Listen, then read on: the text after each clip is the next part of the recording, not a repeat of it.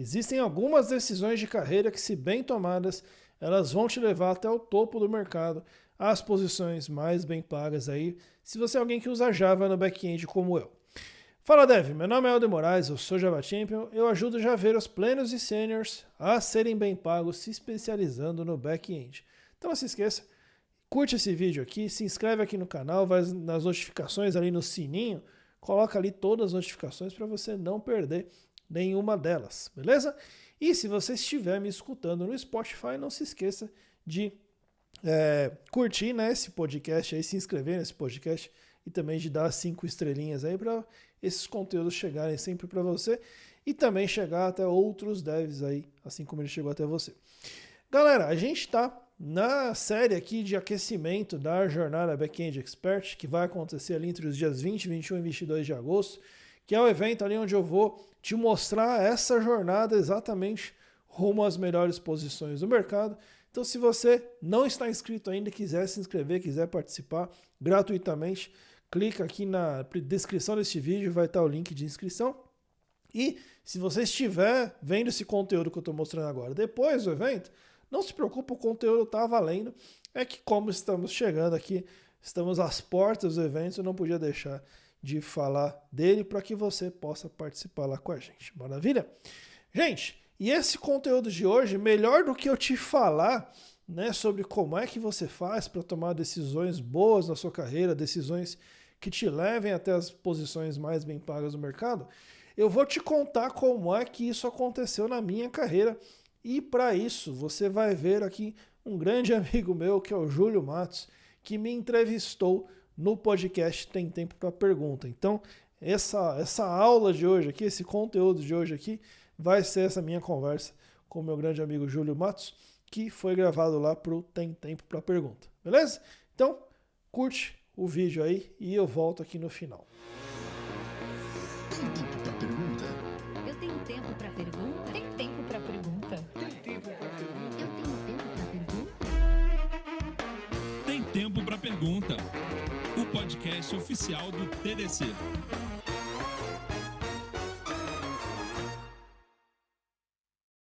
Olá, boas-vindas a mais um podcast do Tem Tempo para Pergunta, o podcast oficial do TDC. Nos nossos episódios trazemos aqui as pessoas que estão nos palcos, os coordenadores e as personalidades que estão falando no nosso evento e que vão fazer toda a diferença na sua carreira, no futuro do desenvolvimento do seu profissional ou como pessoa. E hoje, neste episódio, estou aqui com ele, que é Developer Advocate, o meu amigo paulista, o grande Helder Moraes. Seja muito bem-vindo, Helder. Obrigado, Júlio. Obrigado pelo convite. Obrigado a todo mundo aí que está assistindo, ouvindo, né? Enfim. Obrigado pela oportunidade. A gente vive agora essa coisa do podcast, que originalmente era só áudio, né? Mas daí popularizou o vídeo. No Spotify agora tem vídeo também. E é engraçado, não sei vocês aqui, mas os que eu subo com vídeo, eles claramente têm mais engajamento. Com certeza, estão no esforço de vender mais a ideia do vídeo, né? Então, muito bom. A gente vai se adaptando, né? A nossa regra é sempre quanto mais adaptável possível. Mas, Helder, eu quero começar esse podcast, como eu começo quase todos, já tradicionalmente aqui no Tem Tempo para Pergunta, que é o seguinte: eu quero voltar um pouco no tempo e entender como que foi o teu processo de descobrir a tecnologia enquanto profissão. Porque no Brasil, a gente sabe que é uma realidade que as pessoas, não é assim a primeira, nem a segunda, às vezes nem a 10ª opção, que as pessoas colocam assim, não, quando eu crescer eu vou ser desenvolvedor de software. Elas gostam de tecnologia, não à toa dizem, eu quero ser astronauta, que é uma ideia quase que abstrata, né, de como que eu vou interagir com a ficção científica, com o mundo, com tecnologia, mas que a questão de ser uma pessoa de tecnologia, colocar isso como profissão, não está na pauta. Como que foi esse seu processo lá do jovem Helder Moraes? Como foi tua relação com a tecnologia e chegou para dizer assim, não, eu quero trabalhar com isso mesmo? Boa. Interessante. O meu primeiro contato, ele foi numa idade bem improvável, né? Eu tenho um irmão que é um pouco bem mais velho que eu, e ele é também desenvolvedor. Então, quando eu estava com 8 anos de idade, mais ou menos, tinha um computador em casa. Um belo dia ele chegou com um computador em casa. Era um Apple II Plus. O pessoal vai... Né? Tubo verde. Tubo verde. Aquelas coisas. E assim, enfim, eu ficava em casa, já naquela época a gente começava a ficar em casa sozinho muito cedo, né? Sim, Então minha mãe os pais tinham que trabalhar. era só eu, minha mãe e meu irmão, então minha mãe ia trabalhar, meu irmão trabalhava também, eu ficava sozinho em casa. E pô, aquele monte de livro, computador lá, e eu via meu irmão programando, né? E curioso. Aí um dia eu falei assim, posso programar aqui? Pegar? Pode, pega aí. Tá, O que ele vai fazer, né? Ele ensinou como é... Cara, eu lembro que eu chegava em casa da escola, eu fazia a lição, e aí eu pegava os livros do meu irmão e ficava copiando os programas. Então eu fiz pequenos chatzinhos ali, era basic na época, né? Sim.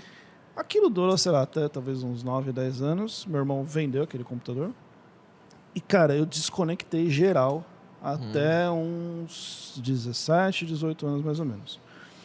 Que aí, quando meu irmão realmente entrou na área, começou a trabalhar com isso, eu voltei a ouvir falar do assunto. Foi Sim. começo de internet. Sim. E eu tava fazendo outra coisa, nada a ver com o assunto. E cara, aí eu começo a pensar, faculdade, o que eu vou fazer, o que eu não vou, o que eu sei fazer, o que eu tenho aptidão. Eu acho que nessa idade a gente não tem muita ideia ainda. Não. Né? Completamente perdido. Eu acho até que a gente bota uma pressão, muitas vezes, fora de timing. Total. Né, E você pensa agora nessa ideia, né, de fazer isso no ensino médio. Como é que eu vou ter capacidade de decidir alguma coisa? Que vai durar a vida toda. Né? Enfim, concordo com você. Acho que... Enfim, mas estava nessa daí, tanto que assim, eu lembro que eu fiz vestibular de publicidade, de administração e fiz ciência da computação. Quase que você veio para minha turma, da galera da comunicação. Pois é, mas olha que barato. E aí talvez foi onde começou a dar o estalo. Eu meio que torci para não passar nas outras e eu tava... E tomara que dê certo a de ciência da computação. Porque na minha cabeça, cara, eu tenho que entrar na faculdade agora, né? Sim. Então tomara que dê certo a de ciência. Você abriu o leque para as possibilidades. E deu certo. Passei bem e tal. Fui fazer ciência da computação. Mas assim, não sabia quase nada. Eu sabia usar a internet e sabia, né, ligar, fazer algumas coisas. Sim. Tanto que o meu primeiro semestre da faculdade, eu estava até desempregado e não conseguia absolutamente nada, porque eu não sabia fazer nada. Até que uma primeira empresa que queria formar alguém, realmente, eles queriam alguém que não soubesse nada, me contratou e foi meu primeiro emprego como dev e eu não parei desde então. E a faculdade um desafio nessa fase, assim, de começo, para poder equalizar o déficit ali que você tinha, porque era o seu segundo contato, digamos, ainda assim, né? Não, e desafio nos dois lados, né? Aprender. E também, como eu estava desempregado, primeiro semestre da faculdade, eu nem paguei a faculdade. Sim. Né? Então, assim, o famoso fez aquele malabarismo. Exatamente. Né? Olha só, eu pago quando puder. Então, é um clássico. Eu também, eu vou te garantir que foi exatamente assim que eu fiz na faculdade também. Eu ia no fechamento de semestre, que tinha que fazer matrícula, e dizia... Exatamente. A galera talvez esteja ouvindo, nem sabe mais o que é cheque, dependendo da idade, quem é, mas existia uma época em que a gente anotava num papel um valor e dizia, um dia te pagarei, e as pessoas acreditavam, era uma loucura. Mas é legal isso, você vê, tem uma coisa muito interessante nesse teu relato, Helder, que é o impacto que, desde cedo, ter acesso, não só à tecnologia, né? Não só ao computador, mas você tinha os livros, você tinha um incentivo, e eu percebo assim que hoje a gente tem uma dificuldade muito grande de destrinchar para o jovem uma coisa que para ele parece quase alienígena, bem ficção científica mesmo. Ele enxerga a borda e diz assim, nossa, tão louco quanto magia. Parece mágico. Nossa, eu tenho um celular aqui, o que ele faz é mágico, eu não entendo, não me interessa saber como é que ele funciona, eu só sei que ele funciona e que ele atende às minhas necessidades. Você acha que isso pode ser decisivo, assim, a gente conseguir trazer um pouco de volta essa coisa do craft, né? Sim. Do mexer na coisa para além do interagir com ela? Inclusive, pegando um gancho nisso, eu lembro que quando eu era adolescente, coisa de 16 anos talvez, eu tinha um amigo que a mãe dele era programadora, né? E ele falava assim, cara, minha mãe faz uns negócios muito loucos. Aí eu falava, sério, o que sua mãe faz? Não sei, cara, faz uns negócios que rodam no computador. Cara, sua mãe faz uns negócios que rodam no computador? Eu falei assim, nossa, sua mãe é gênio, não sei o quê. Então era bem esse negócio super distante, né? Sim. E o que eu vejo hoje é que parece que já é tão natural que essa galera nasce e já está dentro da tecnologia que talvez fica distante demais, tipo assim, como é que eu vou construir algo que eu estou usando? Sim. E acho que o grande desafio é esse, é trazer assim, cara, e assim, hoje a gente tem muito mais ferramenta, muito mais acesso, é muito mais... a gente costuma falar em camada de abstração, né? Sim. Abstraiu muito mais então, assim, o seu esforço hoje é muito menor, né? Não quer dizer que seja fácil, né? Claro. Mas acho que o grande desafio é apresentar isso, assim, cara, olha, você tem tudo na mão, tá aqui, vamos aprender, vamos fazer junto, né? Isso que você está usando, você pode fazer algo para outro usar também. O que eu tenho visto é mais esse de tirar isso do campo do é natural que tudo aconteça, não, tem alguém fazendo isso. Sim, também, perfeito. E eu acredito que quando você entrou, que você disse, comecei e nunca mais parei de fazer. Era um outro perfil de pessoa desenvolvedora. Isso mudou muito ao longo do tempo, né? Você meio que viveu essas mudanças. Sim. Esse ano eu estou fazendo 24 anos como dev, né? E é interessante que você vê várias ondas, né? Então, assim, a primeira grande onda que eu talvez identifique é quando surgiu o cloud, né? Que foi até, eu comecei a mexer com cloud talvez 2011, 2012. Sim. Né? Surgiu um pouco antes disso. Pouco mais de 10 anos. Que foi, transformação não só de tecnologia mesmo, mas de possibilidades, né? Costumo dizer assim, quando eu comecei para um dev empreender, era quase impossível, assim, do ponto de vista financeiro. Sim. Você tinha que ter um gasto muito grande com infraestrutura, Sim. com conexões. Porque a infra era física, né? Eu precisava ter um prédio, uma sala cheia de máquinas para poder gerar o que eu preciso fazer, né? Cara, hoje o primeiro ano, um monte de coisa ele não paga. Assim, né? Ele pode testar, ele pode subir o serviço dele, ele vai ter um endereço dele. Então, assim, como a barreira de entrada diminuiu muito, então você abriu um leque para muito mais pessoas experimentarem, testarem, empreenderem até. Então isso foi uma transformação. A gente teve aí dentro da cloud, a gente teve outras transformações tecnológicas mesmo, containers, a gente consegue distribuir mais as coisas, a gente consegue ter modelos mais, talvez intuitivos, não sei se é intuitivas a palavra, mas enfim, mais com... toda ferramental evoluiu bastante e a velocidade com que isso evolui também é muito mais rápida, cada vez mais rápida, né? Sim. Então, aquelas grandes ondas, elas vão ficando menores e mais frequentes, né? Então, IA, né? Pô, até 2 anos até você ouvia falar de IA. Sim. Cara, agora é só IA. E era um cluster, né?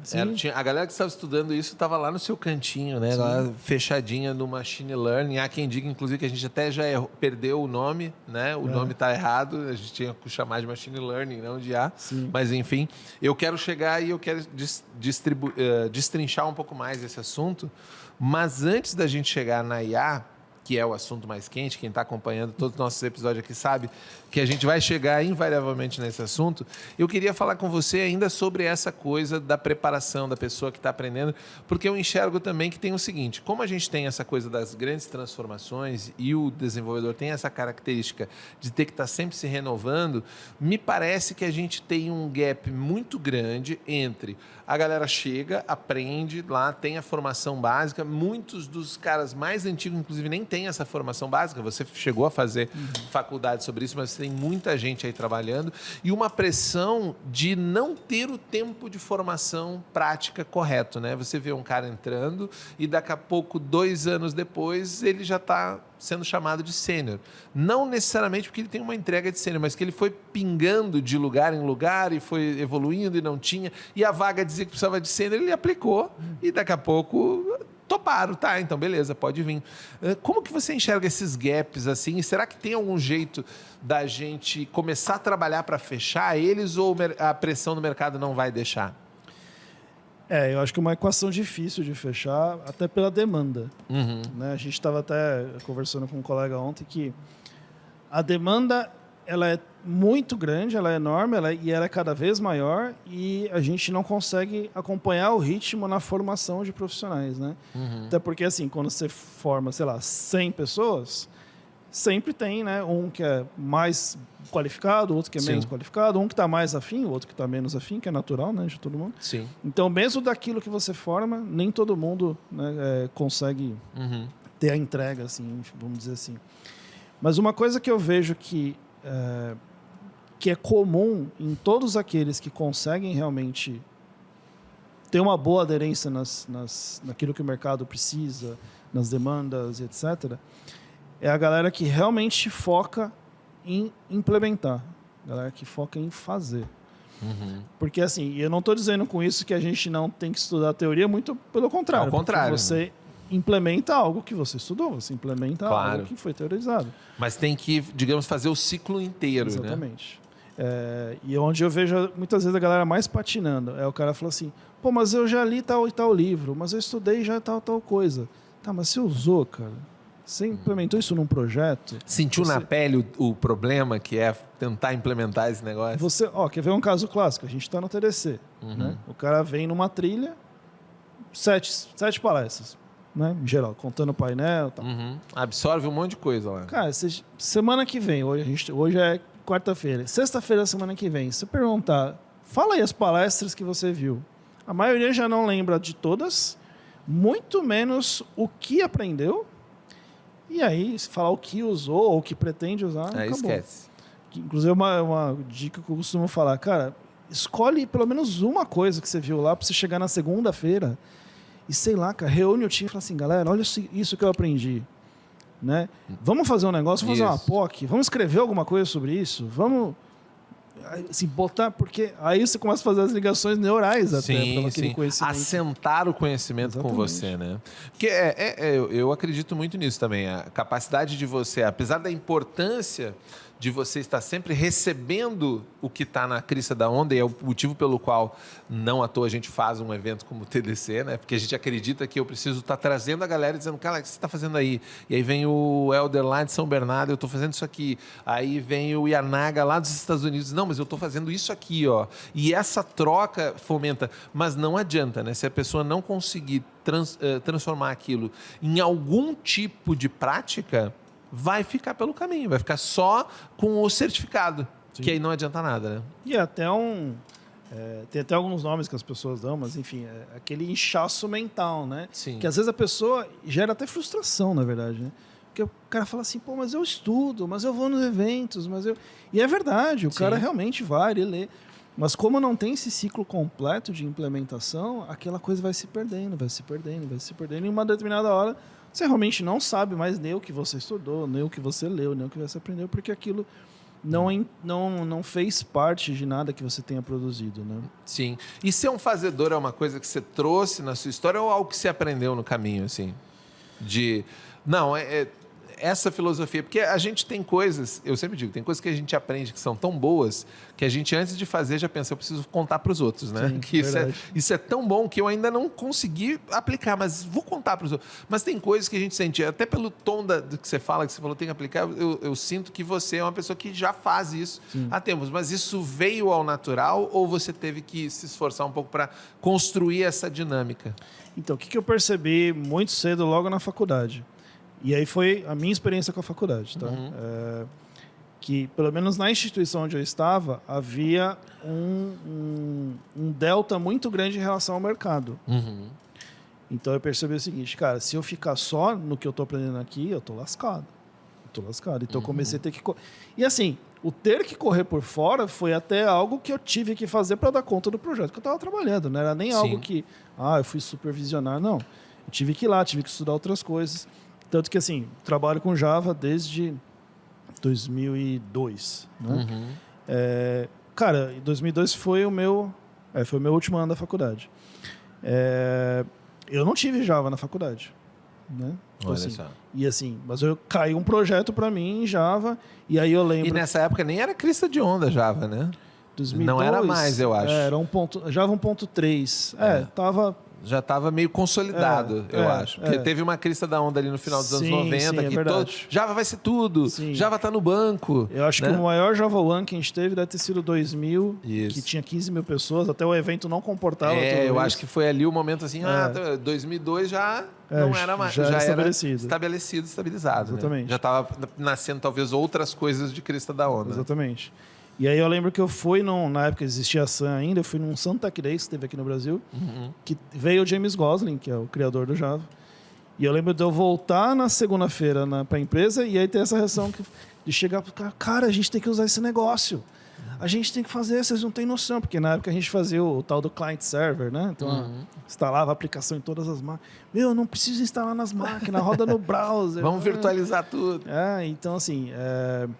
eu tive esses momentos assim de, putz, cara, é isso. Então, assim, como eu percebi que aquilo que eu consumia e que eu aplicava e que eu realmente me dedicava a aplicar funcionava, então acho que foi aí que eu peguei esse negócio de, cara, você tem que ser o cara que implementa, você tem que botar isso como uma filosofia de vida, praticamente, Sim. para que você realmente não perca aquelas coisas, essas sacadas que você está aprendendo, né?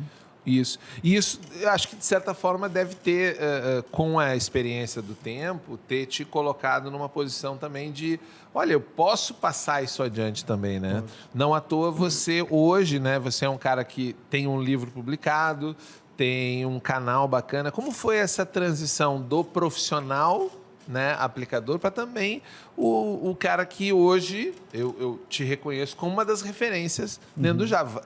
E não é eu que estou dizendo, nem você que está dizendo. São pessoas que vêm me dizer, não, o Helder é uma referência para mim. Eu ouço de várias pessoas. Mas essa não é uma transição natural, né? Eu não enxergo isso como uma naturalidade na carreira do dev. Não.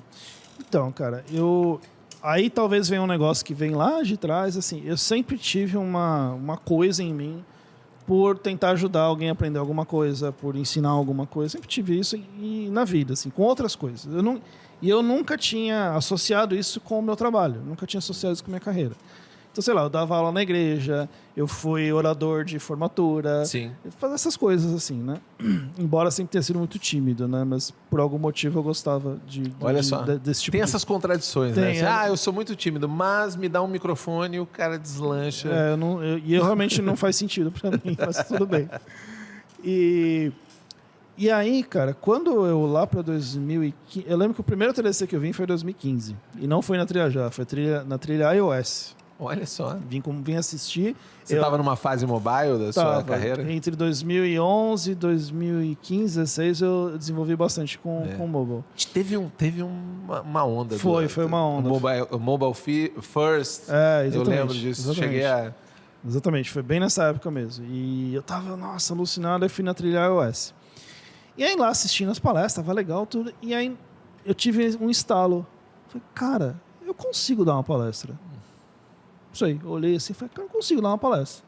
Falei, tá aí, cara, acho que ano que vem eu vou tentar voltar como palestrante, né? E foi bem na época que teve toda uma transição na minha carreira também. Voltei pro Java com mais força. E realmente, 2016 foi meu primeiro TDC como palestrante lá em São Paulo. Mas por que isso? Porque eu comecei... E aí, vendo as pessoas palestrando, e aí descobrindo comunidade, descobrindo o Sou Java, descobrindo não sei o quê, eu comecei a entender isso. Caramba, né? A galera troca conhecimento e todo mundo ganha. Sim. Porque eu venho de uma geração... Acho que eu peguei o finalzinho, talvez, disso. Onde, não, o que eu sei é meu, porque se eu ensinar... Hoje é o contrário, cara. Você pode ver, a galera que ensina, a galera que ajuda, a galera que compartilha é o que mais cresce. E é uma coisa que, para mim, por exemplo, me apaixonou demais. Quando eu vim trabalhar com tecnologia, há 10 anos atrás, porque a minha área é da comunicação original, que na comunicação, até hoje, a galera se fecha na sua... Tem as Chinese Walls, né? Olha só, eu marquei uma cerca aqui, o que eu sei é meu e todo o resto é competição. E eu... Várias vezes já tentei levar a galera. Tem uma galera lá na tecnologia que eles estão preocupados em fazer o resultado a partir do seu próprio esforço, mas compartilhar o método. Porque compartilhando todo mundo consegue. Depois é as suas oportunidades. Você que cria as outras coisas. Eu acho incrível esse modelo que a tecnologia, desde... como você falou, não foi sempre assim, mas de um determinado momento do fortalecimento das comunidades, passou a promover esse cruzamento de conhecimentos, né? Isso, eu acho isso, para mim, é uma das coisas mais fantásticas que tem na tecnologia. Não, e assim, é engraçado que pra gente acaba virando natural, né? Sim. Mas você conversa com pessoas de outras áreas, minha esposa, por exemplo, que trabalha com outra... Pra ela não faz sentido. Não é que não, hoje ela entende já, né? Sim. Mas não era uma loja. Então, mas por que vocês vão contribuir? Não é intuitivo. Isso. Não é intuitivo. Mas como assim? Você ensina e aí está ensinando o concorrente? Não é isso. É isso mesmo. Exato. Cara, você quer coisa mais colaborativa e compartilhadora do que o open source, cara? Sim. Que todo mundo vai, faz o código tá aberto, você baixa na sua máquina, você roda, o outro baixa. Não, e você pode contribuir com um kernel, por exemplo. Eu posso mexer no negócio original. E a gente até brinca, né? O pessoal que tinha o movimento open source, né? E aí eles venceram. Sim. Todo mundo é open source. Algumas pessoas não souberam lidar com a ideia de que eles ganharam a briga. Eles brigaram, não, nós temos isso. Legal, todo Open mundo source aderiu, né? De cima para baixo, todo mundo é muito mais open. Claro, se for, não é o open, talvez na filosofia mais plena, mas é muito mais open do que foi um dia. Venceram e aí a galera ficou assim, pá, e agora? Não, agora a gente tem que aproveitar, né? Que é open. Mas eu acho isso que você falou, meio que... E a tendência é que esse processo, talvez, que tenha criado o Elder, seja mais simples para outra pessoa que venha querer compartilhar, né? À medida que isso vai avançando. Sem dúvida. Tem mais acolhimento, porque provavelmente quando você decidiu fazer, você teve que fazer um pouco mais de força para alcançar essas comunidades, entender e te introduzir nesse meio. Sim. Né? Eu acho que eu tive um privilégio grande também de ter de cara encontrado o Soul Java, Sim. que é o maior grupo de usuários Java do mundo, que já tinha lá Otávio Santana, Bruno Souza, Edson Yanaga e Yara, que já foi presidente do Soul Java e tudo. Então, assim, e foi um grupo que me recebeu assim, cara, vem aí, vamos fazer junto, cara. O que eu posso... Não sei, cara, você ajuda com alguma coisa, entendeu? E foi assim, e o próprio Otávio comenta que ele tentou entrar em outras comunidades de software, que foi muito diferente, que assim, o pessoal ignorou ele solenemente, entendeu? Sim. E aí, quando eu comecei a perceber isso, que essa colaboração, na verdade, faz com que todo mundo cresça, eu falei, cara, eu quero viver disso. Sim. Eu quero viver disso, eu quero viver colaborando, viver compartilhando, viver não sei o quê, porque todo mundo cresce realmente, né? E tanto que eu costumo dizer que eu tenho o melhor emprego do mundo por causa disso, porque assim, eu sou pago para fazer algo que eu adoro fazer, cara. Que é compartilhar, criar conteúdo, ajudar a galera, fazer workshop, vir no TDC. Você vislumbrou a carreira nessa que é uma parte que até não é tanto o fazer o software, né? Sim. Mas estruturar uma rede de conhecimentos, de pessoas capazes de avançar o nosso jeito de fazer, né? Que eu acho, para mim, eu acho que é uma coisa tão fantástica que me surpreende não ser a regra, sabe? Putz, isso devia ser a regra, porque é tão fantástico. Não deveria ser difícil eu explicar isso para alguém, a pessoa entender e dizer assim, que nem você falou, nossa, fantástico, quero fazer isso pro resto da vida. Sim, isso é incrível. Louco, é muito louco. É muito louco o impacto que causa. Mas aí, avançando um pouco nessa timeline aí, tem uma questão que eu acho que é quase que seminal relacionada ao porquê a gente faz eventos, o TDC, e por que até muitas empresas elas vêm buscar a conexão do TDC com as comunidades, que é esse processo de que a mão de obra na TI é uma mão de obra extremamente especializada, extremamente específica, são muitos clusters diferentes, com habilidades diferentes, ao passo de que você não tem, como a gente falou no começo, um processo estruturado de geração dessa mão de obra, que até você já citou, né? Mas, em outro nível, a gente tem as empresas também lidando com o hype do momento, a dinâmica do momento, a demanda do momento. E a gente já teve várias ondas nesse sentido. Você falou uma que eu acho que foi uma contundente demais, que foi a cloud, né? Uhum. A cloud entrou, não foi nenhuma onda, foi praticamente uma revolução nos termos, né? Mas a gente teve, por exemplo, uma onda de microserviços, né? E eu acho que hoje, eu não sei, e eu queria saber a tua visão disso, a gente pode falar que microserviços foi uma onda que ela tinha um potencial de ser boa e ela acabou destruindo muita coisa no processo, né? Ela começou atrapalhando, tanto tem gente revertendo processos de microserviços. Como você acha que o desenvolvedor lá, ele sozinho, porque ele também depende dessas estruturas, vai estar conseguindo se preparar? Porque, por exemplo, eu sou muito bom vindo no evento, eu manjo disso aqui, mas aí o cara veio falar que eu tenho que aprender microserviço, bicho. Como que eu vou parar tudo que eu estou fazendo agora, eu tenho que fazer, porque ele disse que eu tenho. Como que você acha que o desenvolvedor consegue navegar nesse mar cheio de ondas aí? Boa. Até ontem a gente teve a trilha microserviços, né? Sim. E a gente conversou um pouco sobre isso no painel. O que eu vejo é que, assim, toda a hype que surge, ela tem um momento hype em si, como agora está na hype de IA. Sim. Né?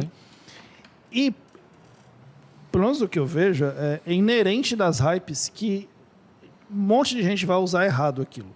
Sim. Não vai ter jeito. É o caso do microserviço, que você está falando até. Muita gente fazendo rollback, muita gente que nasceu com microserviço, viu que nasceu errado, tá voltando para um monolito, etc. Nasceu caro, né? Nasceu- Umas mega Gerou estruturas caríssimas. complexidade, etc. Cara, que infelizmente é até natural do processo de maturidade daquela tecnologia. Né? Então, assim, não quer dizer que o microserviço vai morrer, muito pelo contrário. Sim. Assim como o serverless também teve o seu momento de hype, também está ficando mais maduro agora. E assim como o IA está numa hype e uma hora vai amadurecer. Então, assim, o que é o papel do dev para ele não ser o refém dessa história, né?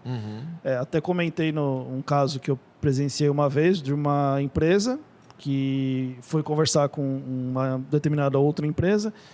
Os caras vão lá e os caras querem fazer microserviço. Aí me chamaram para reunião. Tá bom, vamos lá na reunião. Aquele mesa enorme, assim, tá? Os caras, Muitos executivos. não, porque a gente vai fazer, porque microserviço, porque e eu ouvindo, falei, tá. Falei, gente, mas vamos lá, rapidão, assim.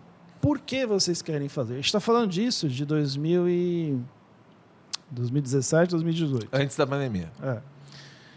Por que vocês querem fazer microserviços? Aí, a resposta linda, né, que todos nós gostaríamos de ouvir. Porque o nosso VP foi num evento de transformação digital e ele voltou falando que a gente tem que fazer microserviços. Né?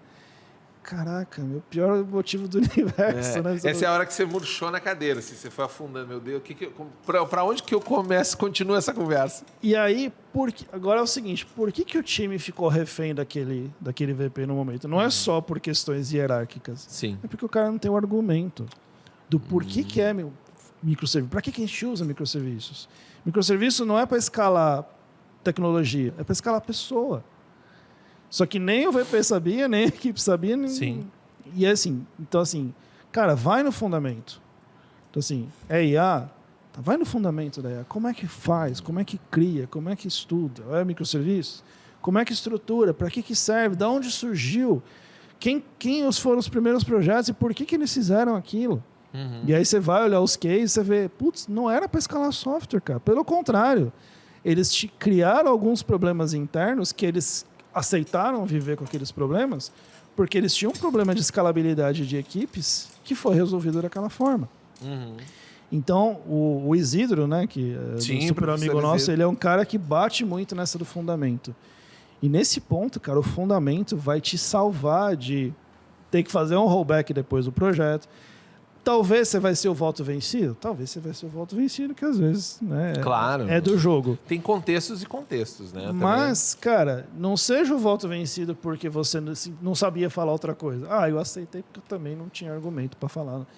Eu falei assim, cara, olha, eu acho que é furada, mas se a gente tem que fazer, vamos fazer. Não, porque às vezes o cara prefere tirar o time de campo, né? Sim. Sem perceber que essa conta vai vir ali na frente, né? Na hora que ele ficar pressionado dentro de uma estrutura. E aí eu acho que faz todo sentido a gente avançar esse assunto, porque você citou, inclusive, a inteligência artificial, e eu acho que quando você fala de fundamentos, ele impacta diretamente nessa pressão horizontal que o mercado está colocando. Porque eu acho que pela primeira vez, não sei se pela primeira vez, talvez seja aquele sentimento de quando você vê uma coisa nova, a coisa anterior já começa a mudar e ela começa a rarear na sua cabeça, de ter a percepção de que essa é uma tecnologia de impacto muito horizontal.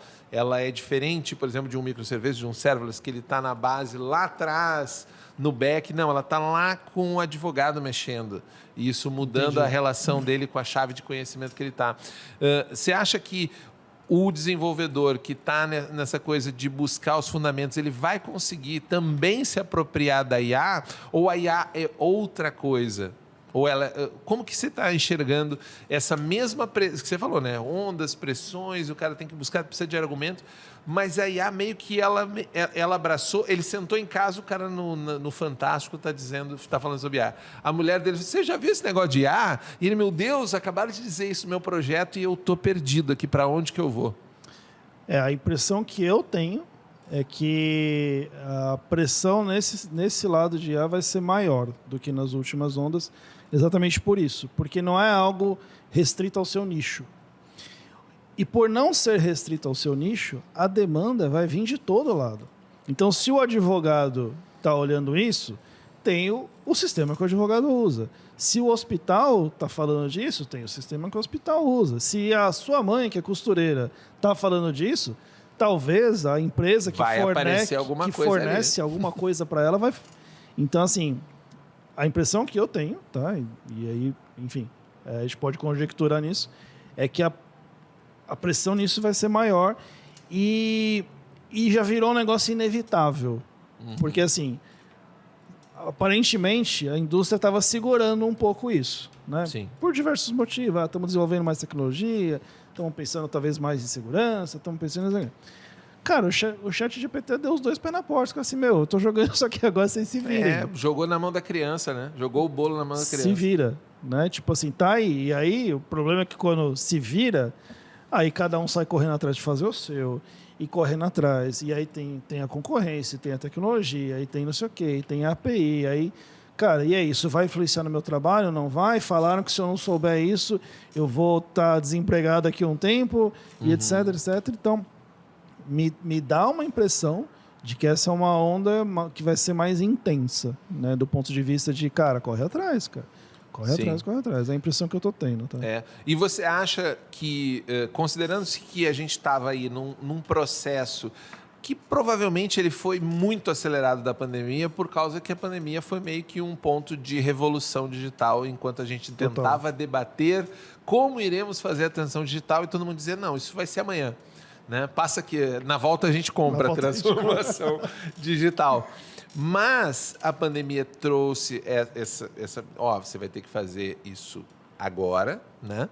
E a inteligência artificial já está dizendo o seguinte, olha, você vai ter que fazer isso hoje, amanhã e talvez sempre, né?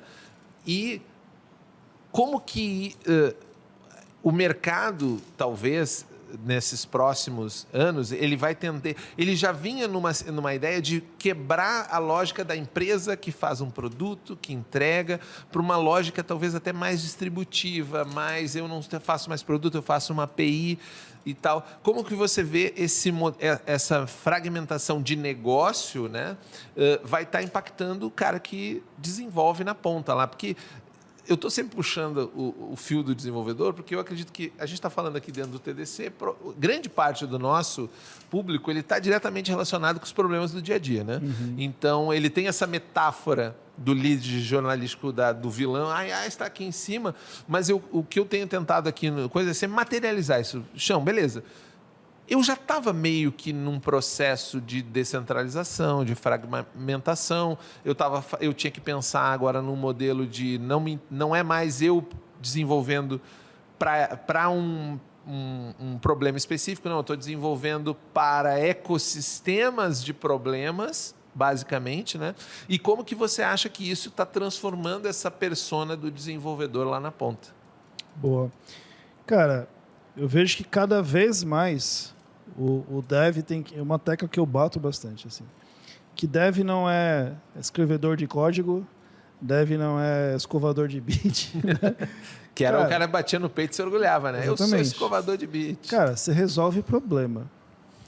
Então, assim, o que eu vejo hoje que separa muito a pessoa que realmente entrega, que não entrega, que tem bom resultado, que não tem, é a pessoa que entende o problema que está lidando. Que uma coisa é eu chegar para você e falar, Júlio, faz para mim uma tela com 3 campos texto, um checkbox e um botão de confirma e um botão de cancela.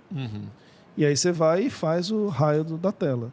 Outra coisa é você devolver para mim, mas calma, para que essa tela? O que essa tela faz? Você realmente precisa de uma tela? Será que é? Por que você pensou que era uma tela? O que está acontecendo por trás? É a pessoa querer entender o problema. E eu vejo bastante gente que às vezes não quer entender o problema, sei lá, porque não quer, está com preguiça, não está afim, mas enfim, nessa realidade cada vez mais distribuída, como você falou, cada vez mais que muitas vezes eu estou fazendo uma pontinha de um ecossistema gigante, eu estou dando a API para o cara, eu estou fazendo uma coisa assim, tá bom, mas o que isso representa no todo? Que problema isso realmente resolve? É assim mesmo que resolve? Por que pensaram em resolver assim? Será que não tem uma forma melhor de resolver? Será que não tem uma forma diferente de resolver? Será que isso é um problema mesmo? Será que a gente tá, tem mais isso será que a gente está também. tentando resolver um negócio que não, que é, enfim. Que talvez nem seja um problema, né? Então, assim, aprender a entender realmente o contexto geral, eu acho que isso e é independente de tecnologia, cara. Sim. Isso faz um profissional em desenvolvimento de software muito diferenciado no mercado, cara. Sim. Muito diferenciado. Até porque eu acho que talvez a gente produza código demais. O que você acha sobre isso? Assim, a gente está toda hora produzindo código e a brincadeira do Silvio Meira no episódio dele, o melhor código é aquele que eu não fiz, ele não existe, então ele é o melhor código. Mas você não acha que talvez, assim, às vezes, isso não é nem tipo, é empresa e tal. Parece que o cara... O primeiro sentimento dele é, não, eu vou produzir um código sobre isso. E talvez não precisasse. Porque você falou, me deu esse gancho de pensar assim, pô, será que eu tenho o mesmo problema? Será que eu preciso... E tem a questão humana, sentimental, de assim, opa, mas se eu não preciso de código, o que eu estou fazendo aqui então? Né? Como lidar com essa relação? Até um exemplo que você me falou, agora eu lembrei. Eu estava conversando ontem com um amigo aqui no TDC, que trabalha numa grande empresa brasileira, e ele falou assim, cara, eles já têm milhares de microserviços, né? Então, o que é muito comum acontecer lá? O cara faz um microserviço de um negócio que já existe. Eu falei, cara, é muito comum. Ele falou, a gente está criando um grupo lá só para mapear serviços que estão duplicados, triplicados, quadruplicados muitas vezes. Imagina. Às vezes, o cara, para não fazer um método num serviço que já existe, ele vai criar um outro serviço. Só que a partir do momento que ele cria outro serviço, ele cria uma complexidade de comunicação, de rede, de segurança, de observabilidade, de distribuição, de tráfego de dados, etc. E aí, não escutei o episódio do Silvio, mas faz todo sentido. Cara, eu resolvi um problema se eu deixei de fazer algo que não precisava ser feito. Se eu deixei de fazer algo que já existe.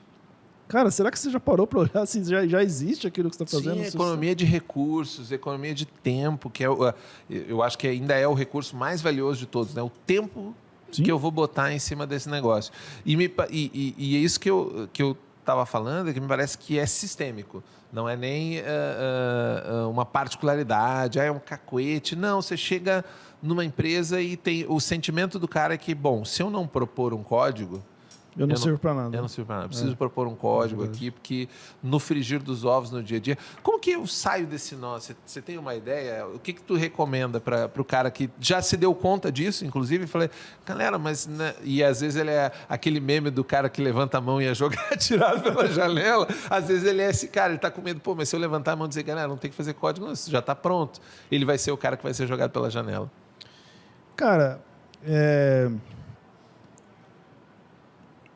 entendo que a gente está num momento onde o dev ele precisa entender e aceitar que ele é sim um profissional de muito valor no mercado. Então, independente de salário, de valor. Valor, é diferente Um profissional de valor realmente. Sim. Cara, no mundo, não existe nada hoje que não tem software. Não existe nada hoje que não tem tecnologia. Não existe nada hoje que não tem um código rodando.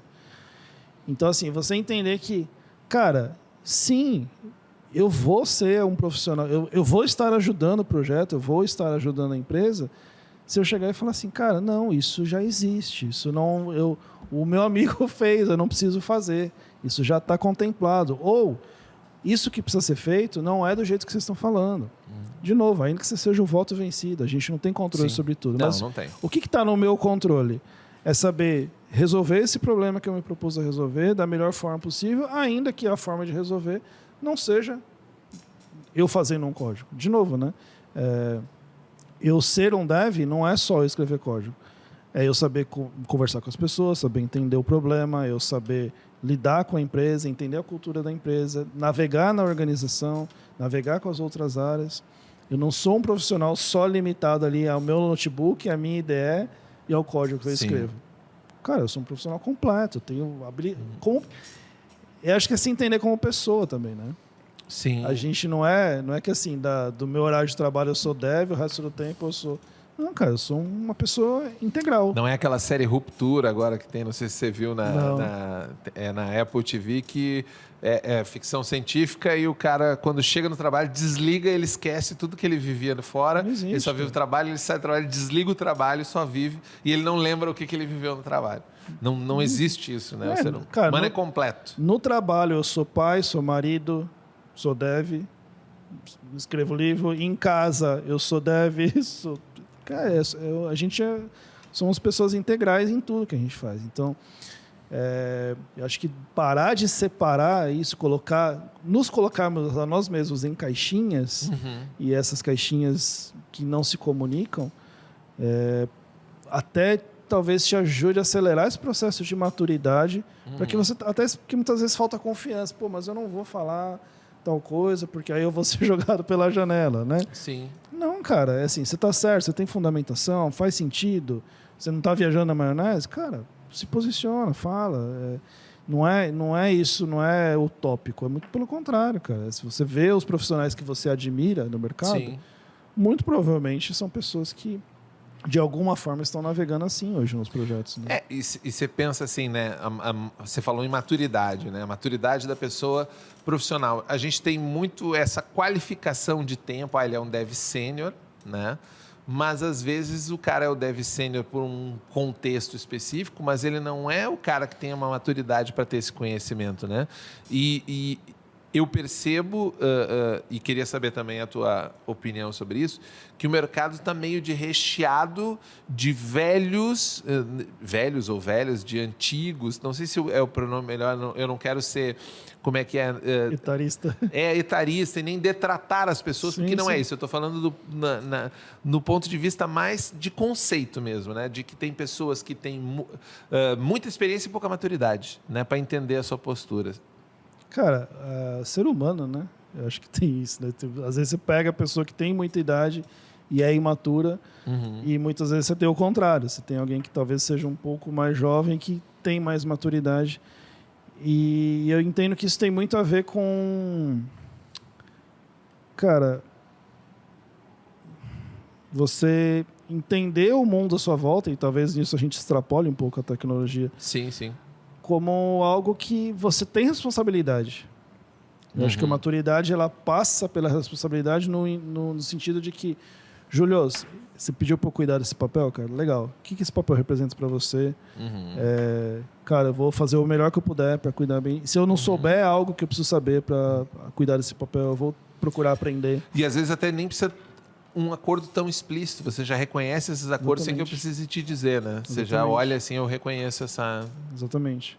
E talvez tenha coisa que até é intrínseca de cada um, tal, mas eu entendo que são habilidades que todo mundo pode aprender, ainda que não seja talvez natural para você, Sim. ainda que talvez da realidade que você veio é algo que não tenha feito parte do seu dia a dia, mas são habilidades que a gente pode sim aprender. Talvez para uns exija mais esforço, para outros menos. Sim. E eu até cito isso porque eu acho que a própria reação da grande maioria das pessoas a esses impactos, seja o impacto que a IA está colocando agora, ou mesmo até se a gente pegar um outro exemplo, que eu acho que é meio que um divisor de águas, o nosso debate, porque hoje é um debate que está sendo feito meio à margem, o debate do home office, né? De eu preciso que as pessoas estejam na empresa para trabalhar, e é um debate feito com pouquíssima maturidade, eu acho, sabe? A gente está falando muito... Apaixonado, né? Exato. Talvez... Eu não sei o que você pensa sobre isso, mas eu acho que talvez eu precise encontrar a chave para debater isso de forma prática, pragmática, mas que considere o humano de forma completa, que é o que você falou, né? Sim. Esse assunto é interessante, porque assim, né? Primeiro, antes de pandemia existia o debate.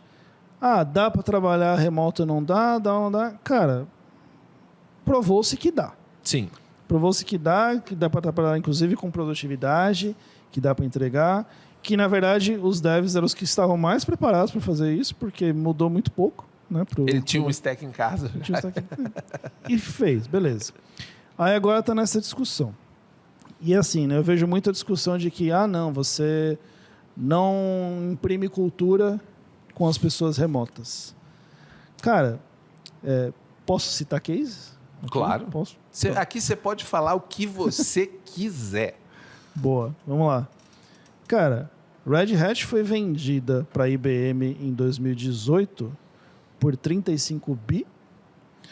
Era uma empresa que já tinha talvez 70%, 80% dos seus funcionários trabalhando remoto já, naquela época, antes de Pré-pandemia. pré-pandemia. E que, por onde você andar pelo mundo, o que mais, se perguntar para as pessoas, principalmente quem trabalha na Red Hat, o que mais te destaca na Red Hat, a pessoa vai falar cultura. Então você tinha uma empresa que vale 35 bilhões de dólares, ou seja, faz dinheiro, Sim. entrega resultado. Não é sonho. Não é sonho, não é utopia. Pior, né? Pior, né? Entre aspas. Faz dinheiro com open source. Sim. Para quem fala que não dá para ganhar dinheiro com open source, vale 35 bi. E uma das coisas que mais se destaca na empresa é cultura. Né? Então, assim, será que realmente é difícil eu imprimir cultura trabalhando remoto? Ou será que dá muito trabalho e eu não quero ter esse trabalho? Ou até o que eu entendo por cultura não é exatamente cultura, tem mais esse lado também, né? Pode ser isso também. Porque tem uma série de líderes aí que eles chamam de cultura e lá te dá um tapinha nas costas e cadê tuas costas para eu dar um tapinha se você está em casa? Sim, né? tem isso também. É complexo. Então, muitas vezes a gente não quer se dar, e aí serve para trabalho remoto, serve para desenvolvimento de software. Sim. Cara, o que importa na vida, as coisas legais, a vida dá um trabalho, cara. As coisas que realmente têm valor não são fáceis. As coisas que têm valor dão trabalho, exige dedicação, exige muitas vezes eu aprender a fazer um negócio que eu não sei fazer ainda para eu ter o resultado. Eu gosto de uma frase que fala assim, né? O resultado que eu não tenho mora naquilo que eu não sei. Então, assim, se eu não estou sabendo imprimir a cultura ou as práticas ou o que quer que seja na minha organização, talvez seja porque eu não sei fazer isso. Então, assim, e aprender provavelmente vai me dar trabalho. E aí, por não querer muitas vezes me dar o trabalho, eu vou querer encurtar o caminho, enfim. Não concordo. Acho que as melhores coisas são melhores por serem trabalhosas. Você vai dar valor. Né? Você vai dar valor. Cara, sabedoria de vó, né? Exatamente. Que vó não falou, filho, dá trabalho, mas vale a pena. Mas vale a pena no final. Helder, como todo papo maravilhoso, o tempo voou. Tá, estamos chegando nos nossos finalmente, mas antes de nos encaminharmos para o final, a gente já tem uma tradição aqui no Tem Tempo para Pergunta, que é o fato de que todo o pessoal da tecnologia, seja desenvolvedor ou não, está sempre para lá e para cá de mochila. Certo. Então você carrega a sua mochila para lá e para cá e a gente tem aqui a nossa mochila metafórica, que é o que você carrega na sua mochila que você poderia dar para a nossa audiência. Pode ser um livro, um filme, uma série, alguma coisa que você ache interessante, que vai dar um caminho. Não precisa necessariamente ser sobre o tema do que a gente falou, mas se quiser também pode, né? Então que você tire da sua mochila para entregar para a galera aqui do podcast. Tá. Cara, acho que talvez eu vou ser meio contra-intuitivo nisso. Né? Vamos lá. Foi um dos investimentos mais baratos que eu fiz esse ano e que mais mudou minha vida, literalmente, e fisicamente, e acho que talvez até mentalmente. É minha garrafinha de água. Que olha isso. Olha só. A gente fala muito, né? Tem que tomar água. Cara, começou esse ano, eu falei assim, bicho, a gente fica sempre falando, não, eu tomo muita água. Quanto de água você toma? Sei lá, né? Eu comprei uma garrafa de 2 litros de água e eu falo o seguinte, eu tenho que tomar a primeira até a hora do almoço e a segunda até a noite. Então eu tomo 4 litros de água por dia. Isso pro meu peso tá dentro da minha meta. E parece um negócio nada a ver com o assunto do podcast, mas, cara, meu corpo tá funcionando melhor. Eu durmo melhor. Eu me sinto mais ativo, eu me sinto mais alerta. Cara, literalmente mudou a minha vida, a minha produtividade esse ano, tomar água. Então, assim... Hidrate-se. Desculpa se eu não estou falando de código, se eu não estou falando... Mas de verdade. E aí o tirando talvez da água, né? Mas, assim, a gente colocar aquilo que a gente quer fazer, muitas vezes em métricas mesmo. Sim. Então, assim, minha métrica disso foi, cara, eu tenho que tomar 2 dessas por dia. 2 dessas. Né? E realmente mudou muita coisa fisicamente para mim. Então, assim, cara, você quer ler mais? Cara, não é assim, eu vou ler mais. Não, cara, quantos livros você vai ler? Eu vou ler quantas páginas por dia? Né? Quantas páginas por dia? Quanto tempo de leitura? Eu vou ler 15 minutos por dia. Eu quero começar um blog. Tá bom, então vou fazer o quê? Um por semana? 2 por mês? Quanto eu vou dedicar disso? Então, assim, você colocar as coisas em perspectiva, porque aí você tangibiliza. Não fica aquele negócio assim, igual o pessoal fala das metas de fim de ano, né? Que dia 19 de janeiro, em média, você já parou com todas. Isso é estatístico, tá? Não chega a 20 dias. Mais ou menos 19 de janeiro, a maior parte das metas de ano novo você já abandonou. Já abandonou. Por quê? Porque as pessoas não tangibilizam aquilo. Então, assim, tangibiliza aqui. Eu quero aprender uma tecnologia nova. Tá, como é que eu vou aprender? Putz, eu vou comprar um livro, eu vou fazer um curso, eu vou... Tangibiliza as coisas, para que você realmente consiga tirar resultado delas. Maravilha. Então fica aí a dica, hidrate-se, importante. Helder, muito obrigado por ter vindo aqui. Obrigado mesmo. Um papo bacana por ter aceitado o nosso convite, Prazer. né? E eu queria que você deixasse as suas conexões, porque eu acho que a galera, depois desse papo, vai querer saber mais do seu canal, como é que eles te encontram aí pelas infowebs. Legal. Bom, no Instagram, Helder Moraes, tá? Helder sem H. E o Moraes é com E no final, Moraes. Moraes, que nem o Moraes Moreira. Moraes Moreira, Vinícius de Moraes, enfim. No YouTube, Helder Moraes também. E tem o Twitter, que é o Helder Java. Lá são mais conteúdos em inglês, né? Que foi onde eu comecei, realmente. Sim. E nessas redes, todos os directs abertos. Fiquem à vontade, mandem mensagem, a gente troca ideia. Que legal, maravilha. E também quero lembrar você que está nos assistindo de que o Tem Tempo para Pergunta tem uma série de outros episódios bacanas. Você pode seguir a gente aqui no Spotify ou no seu agregador de podcast preferido. E nós temos também o nosso canal no YouTube, que também se chama Tem Tempo para Pergunta, que tem as edições em vídeo e também os cortes que você pode mandar para aquele amigo, para aquela colega de trabalho que você quer divulgar esses papos incríveis que a gente está tendo até aqui. E, obviamente, eu espero você no nosso próximo episódio. Até lá! Espero que esse conteúdo tenha feito sentido para você. Diz aqui nos comentários qual foi o maior insight que você obteve dessa conversa, aquele insight que você vai usar na sua carreira de alguma forma, tá? Deixa aqui nos comentários que eu queria saber. Não se esqueça, né? Temos a jornada Back-end Expert, o link de inscrição está na descrição deste vídeo. Maravilha? Então é isso. Até a próxima e tchau!